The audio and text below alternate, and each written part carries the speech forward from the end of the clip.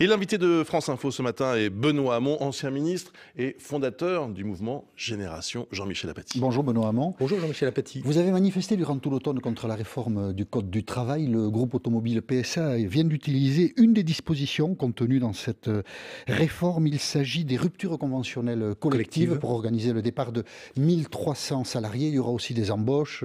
Et les syndicats représentatifs des salariés, puisque les syndicats qui ont signé cet accord représentent 58% des salariés. Les syndicats hier ont validé le processus voulu par PSA. L'entreprise a expliqué, notamment la CFDT, y trouve son compte puisqu'elle gagne en souplesse et les salariés y trouvent leur compte puisque leurs parcours sont sécurisés. Je cite la CFDT, ce n'est pas un danger pour les salariés mais une opportunité de départ pour ceux qui le désirent. Et donc on se dit, tiens, peut-être qu'il y avait des bons éléments dans cette réforme du Code du travail. Vous prenez un cas d'un plan de rupture conventionnelle collective qui a l'agrément des salariés. Vous auriez pu citer Pimki, où là les syndicats ont refusé.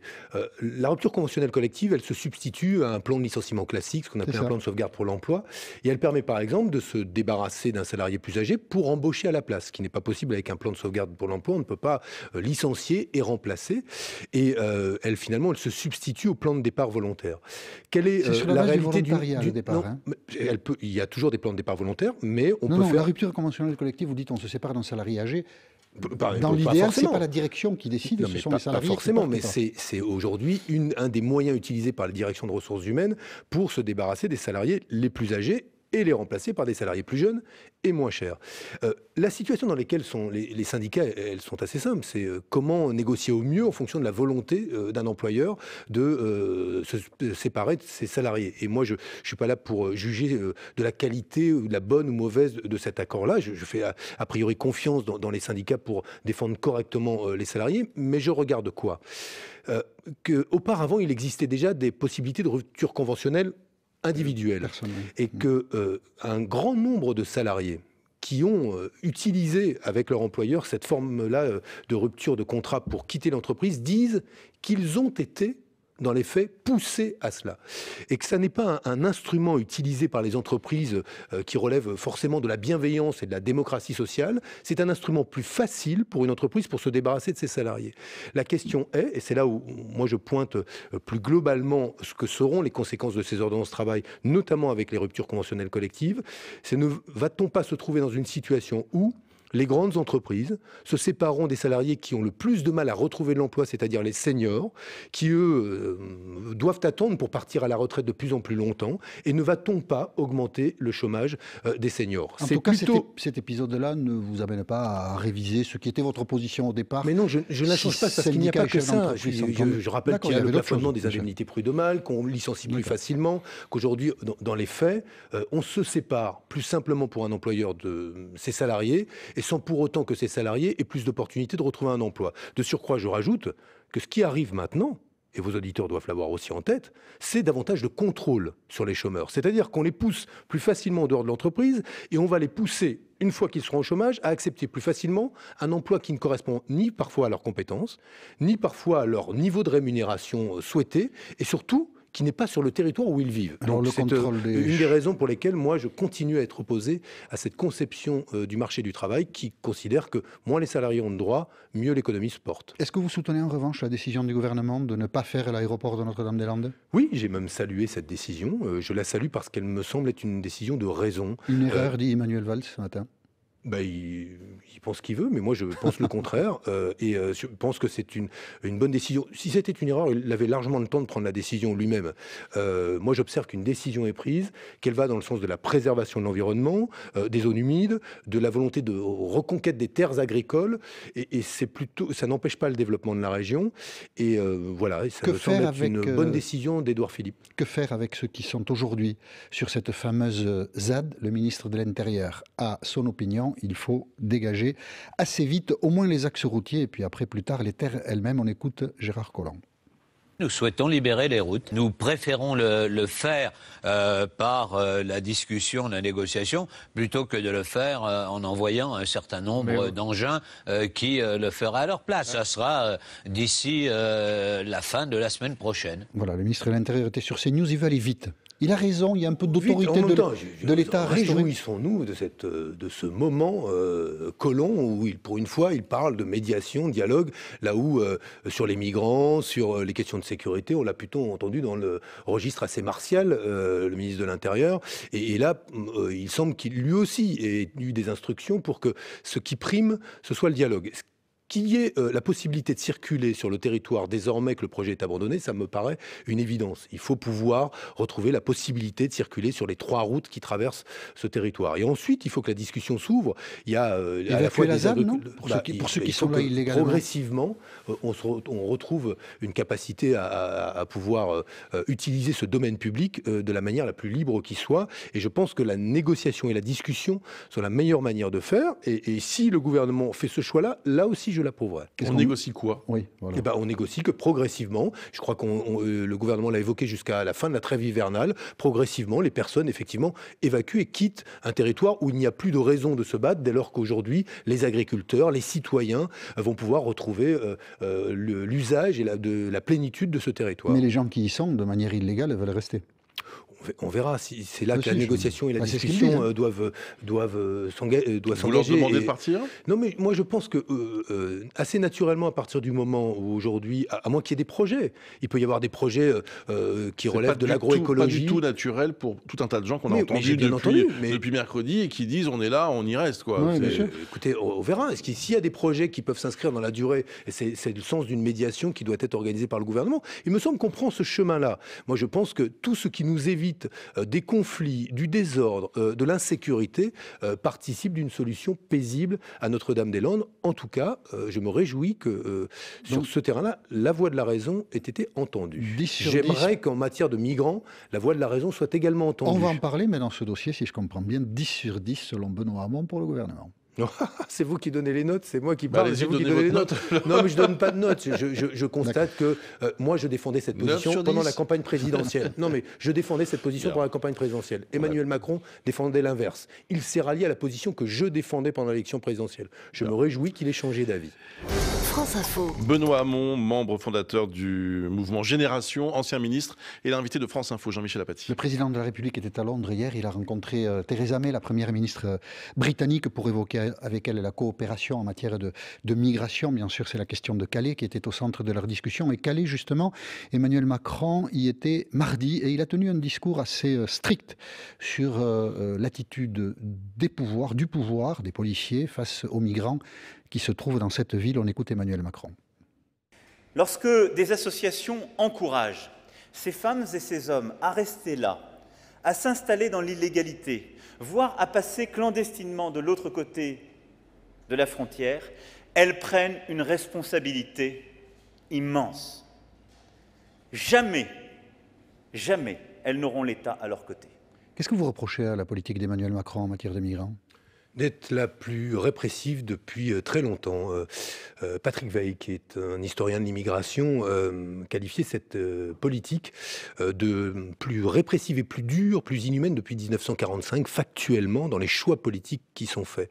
D'abord parce qu'un principe sacré de la République, l'accueil inconditionnel, est remis en cause par le président de la République, qui voudrait désormais que des équipes de fonctionnaires puissent demander à des travailleurs sociaux de leur transmettre des fichiers sur qui ils hébergent. En France, on ne demande pas ces papiers à une personne qui est dans le besoin, sans abri et qui a besoin d'être hébergée, comme on ne la demande pas à quelqu'un qui rentre dans un hôpital et veut être soigné. C'est la raison pour laquelle ces principes sacrés de la République, quand ils sont remis en cause, justifient que la totalité des associations, on ne parle pas que d'associations marginales. La totalité des associations, Emmaüs, la Fondation Abbé Pierre, le Secours catholique, etc., ait déposé un recours contre la circulaire de M. Collomb qui propose justement d'opérer ce tri entre les personnes à l'intérieur des centres d'hébergement. Voyez-vous, le gouvernement ne présente pas les choses comme ça. Mais sauf que vous reconnaîtrez qu'il n'y a pas que la parole du gouvernement qui compte, la parole des associations qui, elles, sont au contact des migrants, et je parle, ou des réfugiés, ou des demandeurs d'asile.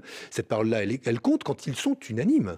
Donc c'est la circulaire Collomb qui Mais la circulaire Collomb est plus généralement un choix politique qui consiste aujourd'hui à criminaliser la pauvreté. Je considère, moi, que ce gouvernement, et c'est là où j'ai un désaccord complet avec ce qu'il fait, parce qu'il n'est pas bienveillant, fait le choix de criminaliser la pauvreté. On l'a vu avec les sans-abri, avec des paroles indignes de l'ancien porte-parole du gouvernement, M. Castaner, parlant de ces sans-abri qui refusent d'être hébergés, comme si c'était un prétexte pour justifier qu'on ne fasse pas de places supplémentaires dans les centres d'hébergement. On le voit avec le choix aujourd'hui de faire des centres d'hébergement low cost.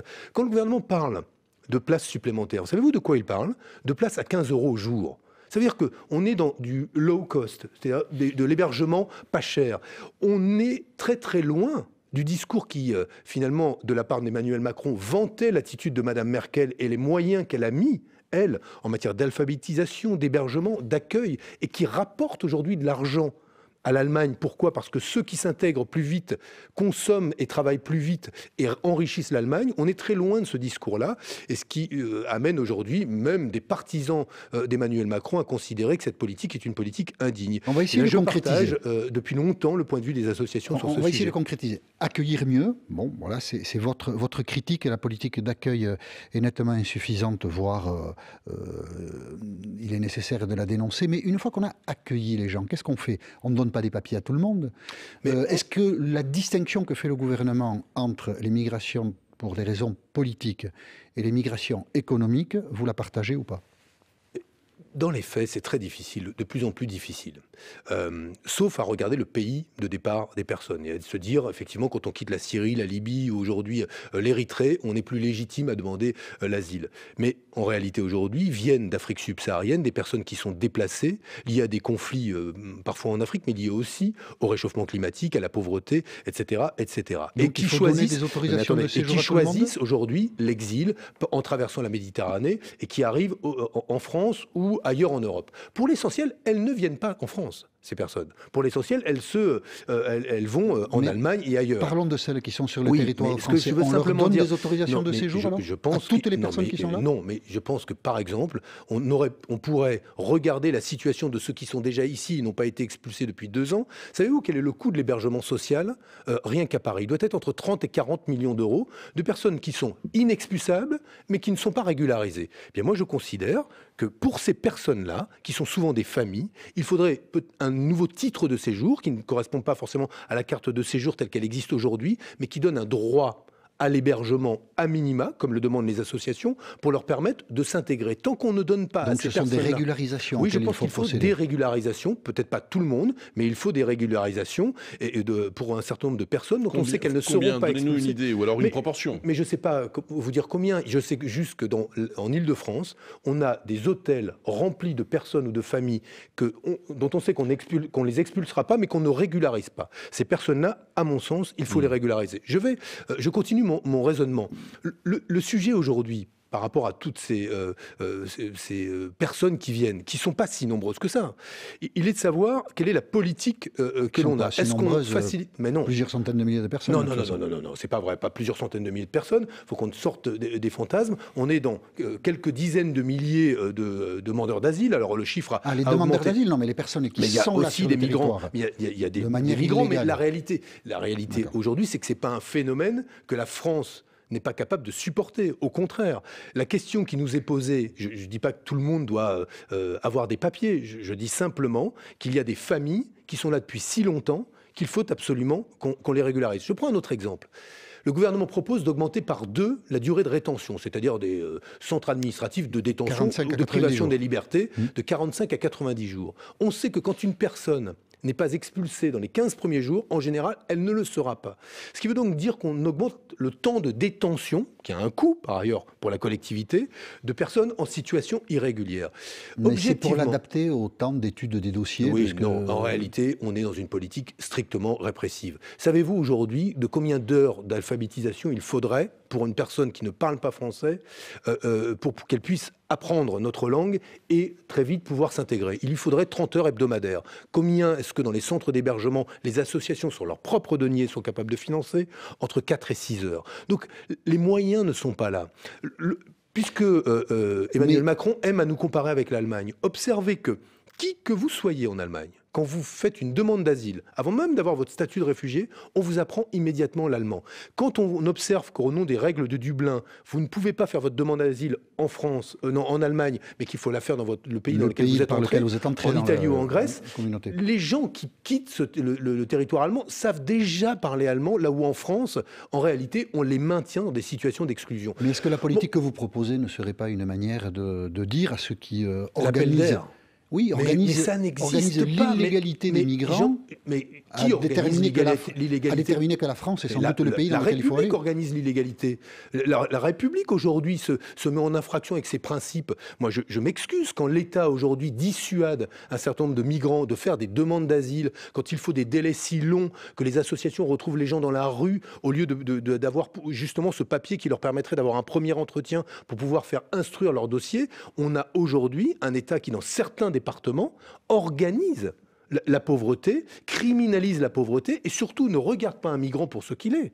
Un être humain, pauvre, dans le besoin et qui appelle un minimum de solidarité, même si demain, au regard du droit français, sa situation peut être jugée illégale et donc il peut être reconduit chez lui. Mais aujourd'hui, ce minimum-là n'est pas couvert dans beaucoup de départements par les services de l'État et ce qui justifie que les associations s'indignent. Ça n'est pas populaire comme sujet. Je le sais que ça n'est pas populaire. Et Emmanuel Macron l'a bien compris, qui est devenu ultra répressif parce que c'est populaire. Parce que l'opinion publique, je cite le ministre de l'Intérieur devant les associations, nous suit. Eh bien moi je trouve, je vous le dis, franchement qu'aujourd'hui, au regard des valeurs et des principes de ce pays, que ce que fait Emmanuel Macron sur la question des migrants est équivalent à ce qu'avait fait le président de la République précédent sur la déchéance de la nationalité. C'est une rupture avec un principe sacré de la République, l'égalité des citoyens devant la loi pour François Hollande, le droit inconditionnel à l'accueil pour Emmanuel Macron. Je ne me retrouve pas dans cette vision appauvrie de la démocratie et de la République. France Info. Benoît Hamon est l'invité de France Info ce matin. Jean-Michel Apathy. L'État a fini de contrôler les casiers judiciaires des personnels de l'éducation nationale. 26 cas, c'est ce que l'on apprend ce matin, ont été répertoriés de personnes qui travaillent à l'éducation nationale et qui avaient eu affaire avec la justice pour des problèmes d'attitude vis-à-vis de mineurs. C'est une bonne mesure, sans doute, de regarder attentivement qui, au nom de l'État, peut travailler au contact des enfants. Oui, et puis surtout qui pourrait... faire courir un risque aux enfants, oui. Mais peu de cas découverts, visiblement. Mais enfin, oui, mais un déjà serait de trop, évidemment. Oui, un serait de trop, mais en même temps, ce qui montre qu'on n'est pas non plus dans une administration dans laquelle il y a plus d'1 million d'agents de l'État qui présentent de problèmes particuliers.